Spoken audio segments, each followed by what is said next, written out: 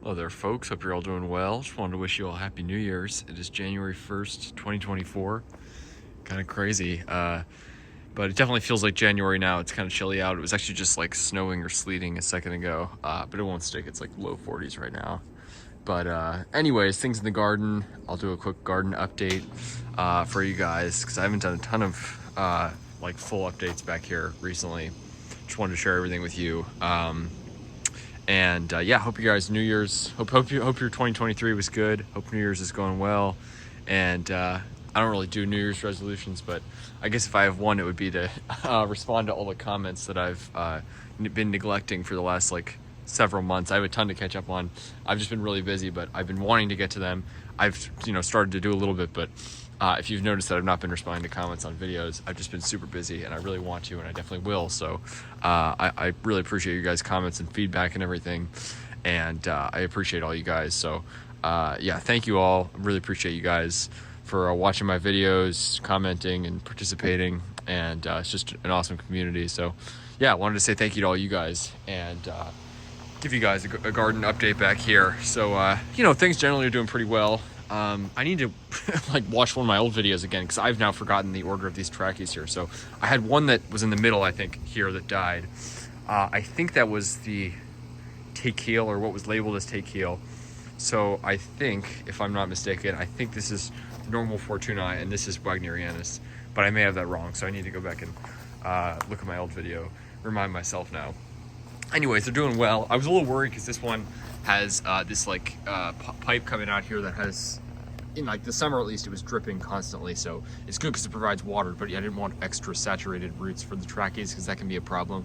But now it seems to have stopped that the colder weather set in. So some sort of like water pipe that discharges water from the building, but thankfully that seems to have stopped. So that's good, and the palm obviously seems pretty happy. And yeah, again, this Fortunae here, the big one, my big palm here, kind of strange. I don't know what happened, but this was sort of happening at the old house. I thought it was just some residual, obviously maybe part transplant shock, and also it was really suffering in the pot that I had it in, like 2 years ago before I planted it. It started losing a few fronds in the bottom, and then I planted it here and it lost a few more. I think part of it was the deer. The deer have been really annoying and have nibbled a bunch of them. So they came and snapped a few here, nibbled on them. So maybe it was the deer, but some of them started turning brown. But thankfully now that I guess the cold season set in, that has stopped. So all these green fronds have stayed green, thankfully, a bit tattered as you can see, but maybe it was transplant shock. I can't imagine it's underwatering because again, I tried to water. I watered them very frequently after I planted them, and I sort of tapered off the watering towards the end of the warm season. But again, these Fortunae seedlings here, which obviously have a much smaller root system than that big trachy, all survived on what watering I gave them, and then eventually now I just sort of let the cool season set in, let the rains do their thing, and that is enough to water them. So I can't imagine it was watering, but some frond loss on the bottom. Obviously it doesn't look great now, it's not super full, but it's still alive, still growing, and I'm just really happy about that. It survived planting and then transplanting 1 year later when we moved. So yeah, I'm impressed with this palm. It survived down to 6 degrees last year, so I have high hopes for it this year. Hopefully we have a mild winter. I always say that, but I always hope for a mild winter. So yeah, over here, my Sabal atonia. This thing is just absolutely awesome. I'm not going to be protecting this at all this year. Last winter, I mean, it's hard to even call it protection. I basically put up like a little burlap enclosure, threw some leaves over it, but most of the fronds, like the tips, were exposed, and it got no damage after our low of 6 degrees. I didn't really know what to expect. I've heard people say they're reasonably hardy in zone 8 and upper ends of zone 7. And I think someone even said they had success with it in the DC area on Palm Talk. People were talking about it. So I didn't really know what to expect because it seems like a great hardy palm, but it's a rare one. People don't really have a lot of access to it in northern climates, so you don't really hear about it being grown.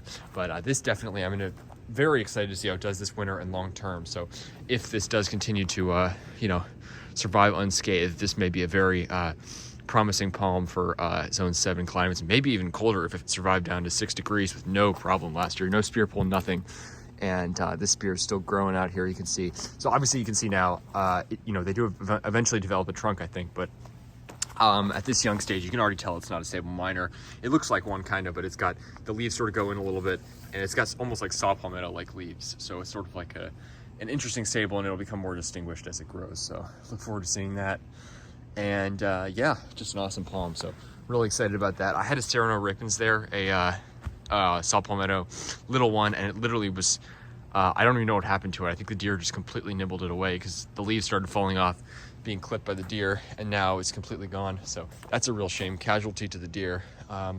But there are more of them back here now that there's, you know, more lots around here with space for deer. So I guess we got to live with that and maybe put some enclosures around the small palms.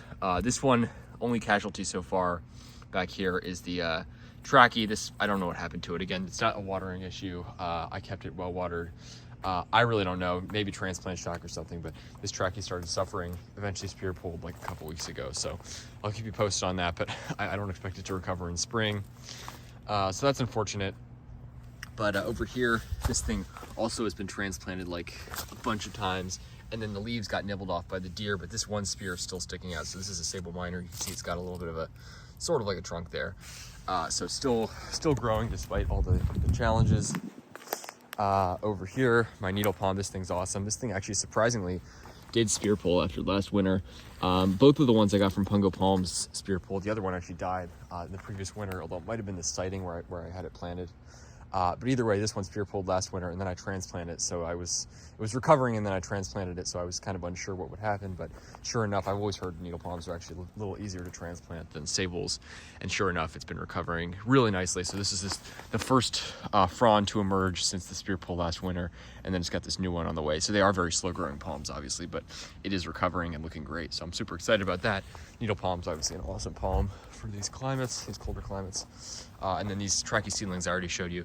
These ones are really growing, you can see. So just awesome. I think every one of these survived pretty much, whereas a lot of the Sabal minor seedlings I planted just didn't, even though I kept them so well watered. The roots got disturbed, and you know, they didn't make it. So that's awesome. Tracheas transplant better than Sabals, certainly. Over here, this thing is just a real mess. This is a Sabal minor, still alive, still growing. The spear is still coming out there, but look at what the deer did to this thing, completely nibbled away. You got several fronds that are already taken off here. This one is just completely a mess. So this palm it was already kind of like a mess. It's got this really weird growth habit. I think it was just really restricted in the pot, but the fronds are like really curved, and then the deer just messed with it. So I'm sure it'll survive and everything, but that's just unfortunate. Over here, another thing, this has just got buried by the mulch, but this is a Sabal minor as well. You can see putting out a mature-ish frond there. So this thing's still alive, just buried a little bit there. This is my Fortunae here. This thing has survived. I think I've had this the longest of any palm. Survived like 3 winters in the ground at the old house. Now we've got it here, and it's growing. It's, again, kind of crushed by the mulch there a little bit, or buried in the mulch, but still growing. This is the Wagnerianus. I think this thing really, I think the deer have just continued to nibble away at this, so I'm hoping it'll make it, but I don't know. I'm just gonna leave it be. Then my cacti over here, Puncha humifusa, Eastern prickly pear. These things, super tough. They're clearly surviving. Obviously they get that shriveled up look. That's just what happens in winter, but they are absolutely surviving. I think this is the Puncha macrorhiza here. This thing also surviving. Again, gets shriveled up in winter. And then I had a Puncha fragilis, which I'm now forgetting exactly where it is. Somewhere in there wasn't a Puncha fragilis, so hopefully it's still alive. But this one here, the Puncha elysiana, this big one here, kind of suffered a bit when I planted it. It's not supposed to be leaning over like that. It doesn't really shrivel in winter, so I'm hoping it'll make it. But I don't know, maybe one of the pads I can take off after this winter if the main part does die, and then replant it. So I'll keep you guys posted on all that, but it's been a process trying to get everything to survive here with, transplanting all these palms. But it's what we got to go through. So, obviously, it's part of the journey here. And, I look forward to seeing how all these do.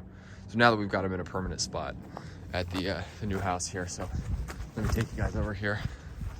So here's the backyard. You can see a great thing about it is all the evergreens here. So you got the native eastern hemlock, holly, big southern magnolias there, some sort of conifer here. And I think this is a Douglas fir over here, which is just awesome to see in Maryland. An old one too, right there. Beautiful. And then there's this big lot next door, so the deer roam through that. come over to nibble on the palms, but they mostly leave them unharmed. So, sorry, there's a needle palm over here. This is a really small one, and I'm hoping that it makes it. Again, I've had some bad luck with needle palms in the past.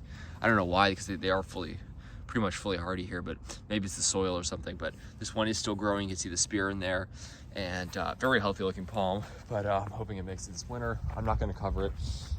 You know, I just, again, you know, they should be able to take an average winter here just fine. Obviously, if it gets probably below 10, I will cover it, but I'm not planning on otherwise. And then over here, my Fortunae also has been nibbled by the deer. You can see this frond was snapped off, I think, by the deer here. Sorry, this frond here.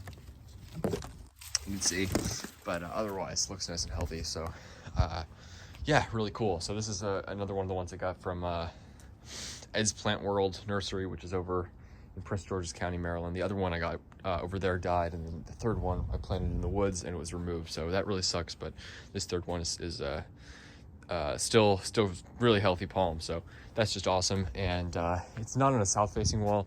It's this is an east-facing exposure. But hopefully, you know, it's pretty sheltered. The house walls here shelter it pretty well. So I'm hoping that is sufficient to you know, get it through and maybe provide some insulation for it. So it's a good spot, you know, reasonably sheltered, even though it's not a south-facing wall. Spear's nice and firm. It's got a lot of nice, healthy fronds on it. So it's a good-looking trachea right there, and just really excited to see how this one does. And, you know, eventually if I could get a palm growing up between these windows here, that would be really cool. So, yeah, just wanted to give you guys a quick update, but Happy New Year's to you all, and hope things are going well. Let me know how it's going. Have a good one, folks.